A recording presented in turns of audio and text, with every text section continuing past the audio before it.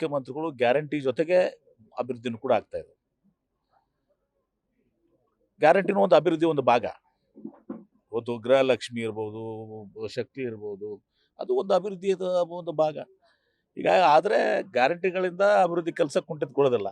ನಮ್ಮ ಮುಖ್ಯಮಂತ್ರಿಗಳು ಹಣಕಾಸಿನ ತಜ್ಞರಿದ್ದಾರೆ, ಸುಮಾರು 16 ಬಜೆಟ್ಸ್ ಕೊಟ್ಟಿದ್ದಾರೆ. ಈಗ ಅವರು ಇದನ್ನು ಸಮರ್ಥವಾಗಿ ಇದನ್ನು ಬ್ಯಾಲೆನ್ಸ್ ಮಾಡ್ತಾರೆ.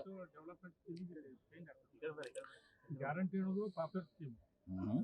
ಗ್ಯಾರಂಟಿ ಅನ್ನೋದು ಪಾಪ್ಯುಲರ್ ಸ್ಕೀಮ್.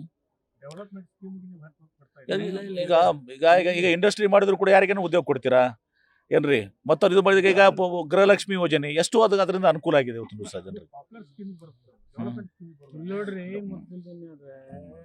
ಕ್ಯಾಪಿಟಲ್ ಇನ್ವೆಸ್ಟ್ಮೆಂಟ್ ಗೆ 60,000 ಕೋಟಿ ಖರ್ಚು ಮಾಡ್ತೀವಿ.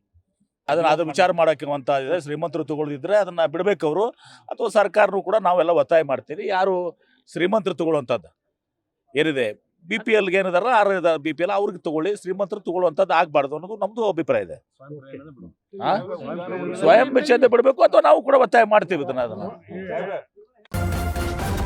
ನ್ಯೂಸ್ ಫಸ್ಟ್, ನಿರ್ಭೀತಿಯಿಂದ ನಿಮ್ಮ ಪರವಾಗಿ.